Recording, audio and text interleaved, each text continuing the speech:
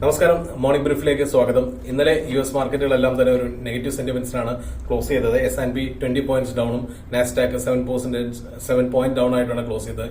European മാർക്കറ്റിലും സമാന രീതിയിലുള്ള നെഗറ്റീവ് ക്ലോസിംഗ് ആണ് ഉണ്ടായത്. ഇന്ന് ഏഷ്യൻ മാർക്കറ്റിലേക്ക് വരികയാണെങ്കിൽ ഓൾമോസ്റ്റ് എല്ലാ ഏഷ്യൻ മാർക്കറ്റുകളും ഒരു ഗ്രീൻ സോണിലാണ് ട്രേഡ് ചെയ്യുന്നത്.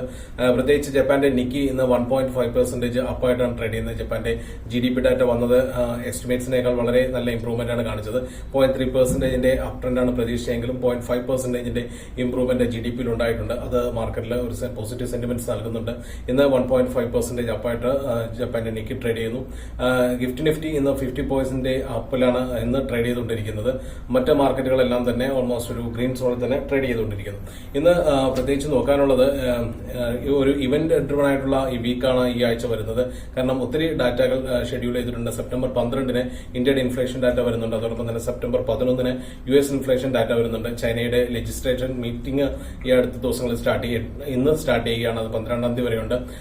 ചൈനയുടെ കീ എക്കണോമിക് ഇവന്റ്സുകൾ അതിൽ ഷെഡ്യൂൾ ചെയ്യപ്പെടും എന്നാണ് പ്രതീക്ഷിക്കുന്നത്. ആറ്റോമിക് എനർജിയെ സംബന്ധിച്ചിട്ടും അതുകൊണ്ട് ഇൻഫർമേഷൻ ടെക്നോളജി സംബന്ധിച്ചിട്ടുള്ള നയതന്ത്രപരമായിട്ടുള്ള തീരുമാനങ്ങൾ ആ മീറ്റിംഗിൽ എടുക്കും എന്നാണ് കണക്കാക്കുന്നത്. അതോടൊപ്പം തന്നെ ഇന്ത്യയിലേക്ക് തിരിച്ചു വരികയാണെങ്കിൽ GSTയുടെ റിഫോംസ് എല്ലാം വന്നത് മാർക്കറ്റിൽ ഒരു പോസിറ്റീവ് സെന്റിമെന്റ്സ് ഉണ്ടാക്കുന്നുണ്ടെങ്കിലും പക്ഷേ അത്ര കണ്ട് ഒരു അട്രാക്റ്റീവ് സെയിൽസ് ഫിഗേഴ്സ് ഒന്നും ഉണ്ടാകില്ല എന്നൊരു എക്സ്പെക്ടേഷൻ ആണുള്ളത്.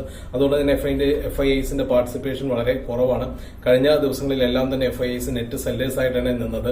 സെപ്റ്റംബർ മാസം ഇതുവരെ നോക്കുകയാണെങ്കിൽ 5660 കോടിയുടെ സെല്ലിംഗ് ആണ് FIIs നടത്തിയിരിക്കുന്നത്. ഒറ്റ ദിവസങ്ങളിൽ പോലും FIIs ബൈയിങ് നടത്തിയിട്ടില്ല എന്നുള്ളതും നോക്കേണ്ട ഒരു കാര്യമാണ്. ഇനി നിഫ്റ്റിയുടെ ഒരു ടെക്നിക്കൽ ലെവൽസ് നോക്കുകയാണെങ്കിൽ നിഫ്റ്റി ഓൾമോസ്റ്റ് ഒരു അപ് ട്രെൻഡ് പ്രതീക്ഷിക്കുന്നത് നമ്മൾ 25,000 മുകളിലേക്കുള്ള ഒരു ബ്രേക്ക്ഔട്ട് കിട്ടിയാൽ മാത്രമേ ഒരു പോസിറ്റീവ് സെന്റിമെന്റ്സിലേക്ക് നിഫ്റ്റി വരത്തുള്ളൂ. അല്ലെങ്കിൽ ഒരു നെഗറ്റീവ് സെന്റിമെന്റ്സ് നിൽക്കാനാണ് സാധ്യത. നിഫ്റ്റിയുടെ സപ്പോർട്ട് ലെവൽസ് 24,620 24,540 എന്ന ലെവൽസാണ്. റെസിസ്റ്റൻസ് നോക്കുകയാണെങ്കിൽ 24,860 24,970 എന്ന റേഞ്ചിലാണ് നിൽക്കുന്നത്. അപ്പോൾ ഇനി വരാനുള്ള എക്കണോമിക് ഡാറ്റാസും ഇവന്റ്സും എല്ലാം തന്നെ മാർക്കറ്റിനെ ഒരു വൊളാറ്റിലിറ്റി സൃഷ്ടിക്കും എന്ന് തന്നെയാണ് പ്രതീക്ഷിക്കുന്നത്. എവർക്കും ഒരു നല്ല ട്രേഡിംഗ് ദിനം ആശംസിക്കുന്നു.